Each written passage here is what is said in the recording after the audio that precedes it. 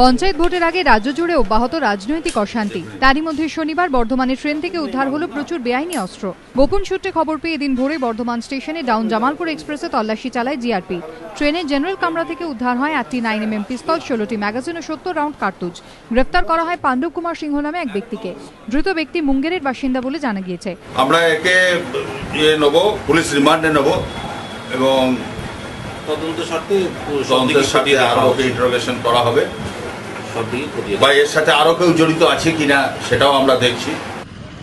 অন্যদিকে রাজ্য জুড়ে এদিনও অব্যাহত পঞ্চায়েত অশান্তি। সিপিএম এর দলীয় পতাকা পুড়িয়ে দেওয়ার অভিযোগকে কেন্দ্র করে উত্তেজনা দুর্গাপুরের পাণ্ডবেশ্বরে।